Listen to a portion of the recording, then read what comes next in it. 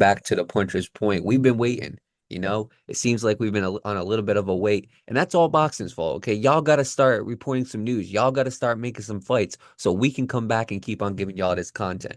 But unfortunately, that just hasn't been the case. It's been a little bit slow in the boxing world as far as news. But nonetheless, we about to announce it now. There was a video that came out not too long ago with Oscar De La Hoya and Turkey Alalshikh. They were together making a video talking about having something big. Well, that big thing, it's going to be Gilberto Zurdo Ramirez versus Chris Billiam-Smith for a unification bout in the cruiserweight division. So yes, two of those titles are going to be unified. And I'm super excited for this, Breezy, because when we talk about cruiserweights, there's one guy that we talk about on this podcast. Doesn't mean we don't know about the other guys, but there's one guy that we talk about, and his name is Jai Opetaia. We believe that's the number one cruiserweight in this division, hands down, no doubt about it for us. However, Chris Billiam-Smith is another good cruiserweight in this division. Gilberto Ramirez is another great cruiserweight in this division as well. Like we said, we want to see the best fight the best, and we're going to be getting that unification bout on. Let me give you all the date real quick. We're going to be getting it on November 16th in Saudi Arabia. That's not all. The other news that we got for y'all is this is going to be part of something that they're calling Latino Night as part of Riyadh season. So that's going to be the main event, and other fighters and other notable fights that are going to be on this card. We got Jose Ramirez versus Arnold Barbosa. William Zepeda is going to be fighting Tevin Farmer. Oscar Collazo versus Edwin Hernandez, and Oscar Duarte is returning to fight Kenneth Sims. So overall, Breezy, let me pass on to you. First, your thoughts on the Latino Night card, and lastly, your thoughts on the main event itself, and how do you feel about this fight taking place on November 16th in Saudi Arabia? As far as the whole Latino card, I don't have any issues with it. I think a lot of times in boxing, we typically see, especially within the zone, we see the typical UK based fight cards where they have a bunch of like UK fighters and maybe even Irish fighters at times. And aside from days like maybe a Mexican Independence Day, or Cinco de Mayo, where they have maybe one card and necessarily it's maybe a few Latin fighters or a few Mexican fighters on there. There's nothing really been done like this before. And then if you look at on the black aspect of it, of course, you had the Juneteenth belt, which I know a lot of people didn't really care for.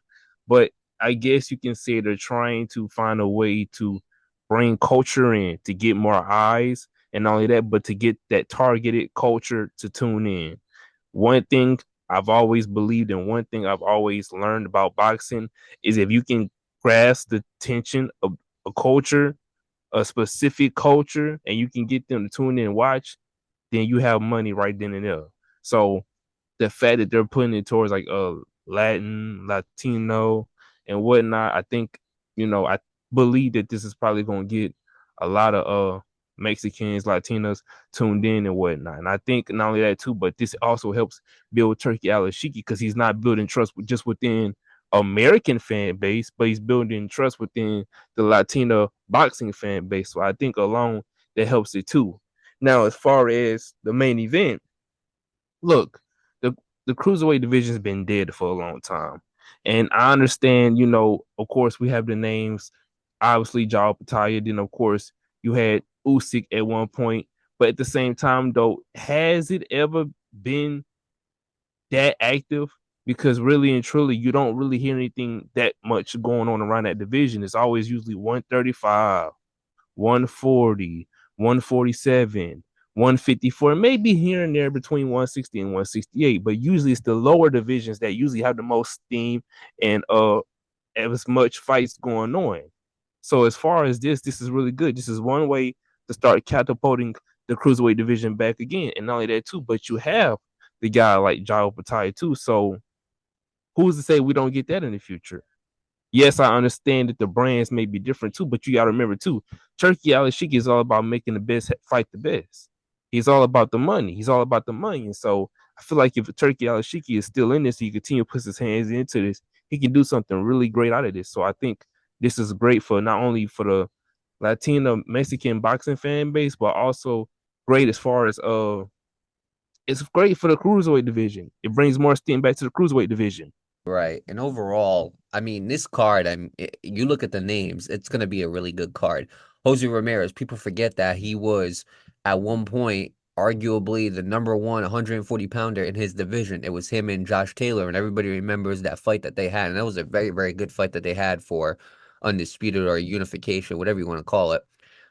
Then you got William Zepeda, a guy who hasn't had that big fight yet, but is still looking for one. And I wouldn't say Tevin Farmer, as of right now, is a big fight, but it is still a good fight for William Zepeda to have on his resume. Oscar Duarte. I mean, people forget how good Oscar Duarte really is. You know, we were closing in on getting an interview with his brother, aka part of his manager and all that type of stuff. But unfortunately, it just didn't come through. But Oscar Duarte, I mean, he is a good fighter. You know, he obviously took that loss to Ryan Garcia, but people forget how good Oscar Duarte is, and I think him going up against Kenneth Sims Jr. is definitely going to be a good test for him and a good bounce back fight. Now, I want to focus a little bit on Gilberto Ramirez versus Billiam-Smith. Again, like we said, we still believe the number one cruiserweight is Jai Opetaia. However, these two guys are good fighters in the cruiserweight division. Both of them only have one loss. Billiam-Smith early in his career had a split decision loss, and Gilberto Ramirez had a tough loss against obviously Dimitri Bivol, who is going to be fighting for undisputed light heavyweight. But overall, Breezy, I do think this is a great matchup between these two, and I think this is what the cruiserweight division needs. And I wanted to pass it back on to you and get your thoughts specifically on that fight in itself. Your thoughts on Gilberto Ramirez versus Chris Billiam-Smith for a unified title bout at cruiserweight in the 200-pound division. And overall, is that the fight that you wanted to see? And where do you see Jai Opetaia and other title contenders kind of fitting into this? I think of it like this, because y'all gotta remember, Ramirez, he went a long career without fighting necessarily notable names. And because he had a very polished record of being undefeated with a lot of wins and maybe even knockouts, he didn't fight anybody that could have brought him a true tough challenge. So what happened was he got in there with Bivol, which a lot of people felt that he was going to lose to Bivol because this was his first time stepping up. The guy had like what over 40 fights, and this was his first time stepping up against somebody who can actually pose a threat to him. And then y'all obviously seen what happened. So on the nevertheless end part of that is that he finally got in there with somebody that was clearly levels above him. So guess what? You live, you learn. He took his loss and whatnot, and guess what? He's still going. Now, as far as Billion is that he took a loss early on in his career. So, and look, like I said, it's all about building up that cruiserweight division. I think it's going to be good because it's like these are two guys. They both have a loss, and they have a lot to learn. They have a lot to gain out of this. Okay, where does Jai Opetaia fit in this situation? Jai Opetaia could fit in at any given position. Jai Opetaia is a high rising name in the cruiserweight division. A lot of people don't understand. Jai Opetaia has the skills, not only that too, but he has the longevity to do it. And I believe if you continue to make these fights in the cruiserweight division, you put Jai Opetaia in a great position to be a future world champion. I mean, the guy has a lot to offer, and I think with this fight, I think it's gonna be really interesting. I think it's gonna be a lot that they're going to pick up from each other, and I think it's gonna be a lot that they take from each other. It's gonna be mano mano. I think it's gonna be a little bit of a chess match, but a little bit of a fight too. And what I love about this fight being made in the cruiserweight division is Jai Opetaia fights on Riyadh season anyway. I mean, he's been on the last two cards. So the last two fights that he's had, he's been a part of Turkey Alalshikh's Riyadh season. He's been on those Saudi Arabia cards. So I find it hard to believe that this fight can't be made in the cruiserweight division. I find it hard to believe that we can get another unification bout fight. Now, I do want to go over the champions a little bit. Chris Billiam-Smith, WBO, Jai Opetaia, IBF, Gilberto Ramirez, WBA, and there's the WBC champion, Noah Rare, Michael John. I can't pronounce the name, excuse me. And if the fighter is watching, we apologize. Again, we're not the best with names. Breezy's not, and nor am I. We see the comments about Tim Tszyu, and that's not his name. We know it's Tim Tszyu. What we get it, okay? But I'm sorry, we're continuing to say it Tim Tszyu. Okay, you want to know why? Because it sounds better, in my opinion. Unless Tim Tszyu wants to come on this podcast and correct us, we won't keep saying it that way. However, we're not talking about that right now. There's four different champions in the cruiserweight division. I believe that division is a division that can definitely have the best fight the best because Turkey Alalshikh is so involved with that division. I also believe it's a great division to spark up the cruiserweight division because if you noticed, even going back to the Evander Holyfield days, the cruiserweight division was just the division that a guy would dominate before he got up to heavyweight. We saw it with Evander Holyfield back in the day. We saw it with Alexander Usyk. It's just that division that's kind of like the bump. Now they got the Bridgerweight division. It's a whole mess, everything like that. But overall, that's what the cruiserweight division was. You conquer 200 and then you go up to heavyweight. That's the way it is. And you can argue that's the way it is with every division, but cruiserweight specifically, nobody ever really paid attention to it. You know, it and it's crazy because after 154, after 168, Breezy, it's weird with boxing. Obviously, you got like 135 or 130 to 154, and then it skips 160 with Janabek for some reason, who's conquering that division, in my opinion. And then it goes to 168 with Canelo. And then after 168, it goes straight to 175 seems to get skipped besides Better Biev and Bivol. Cruiserweight gets skipped. Bridgerweight, nobody cares about that division. And then it goes straight to heavyweight. It's weird because some of these divisions are just not cared about like that, and we're in a generation where the lighter divisions are getting more attention than the heavier ones. But I do believe that the cruiserweight division is a talented enough division that people should be focusing on. And I believe because of these four names being in that division, I believe we're going to get to see an undisputed fight in this division soon.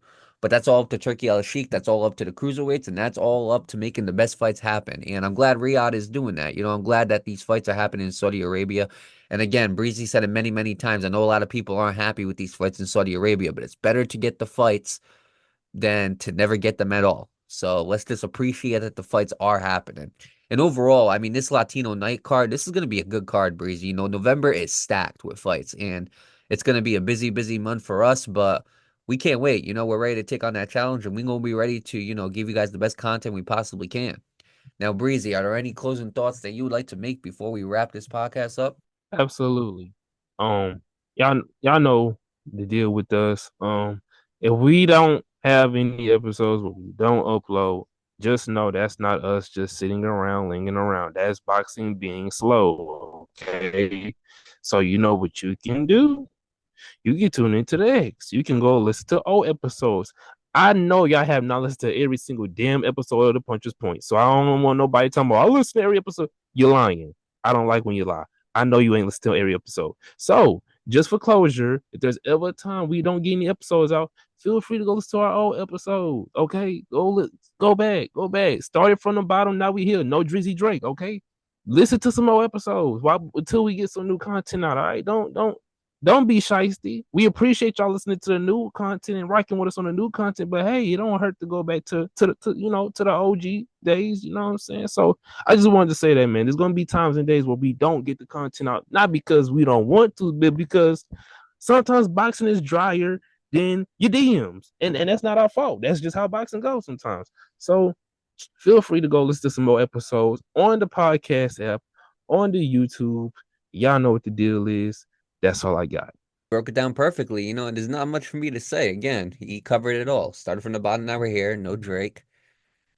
Sometimes boxing's more drier than, your DMs. It's okay, guys. My DMs aren't that flooded either. It's all good, guys. Not everybody has Riz. Look, we're just gonna say that. Um, yeah, definitely go tune into the old episodes. I don't care if you have to stay up for 24 hours, it's worth one sleepless night. So, you know what? With that being said, we're gonna get right to it. Make sure y'all stay on point with the Puncher's Point.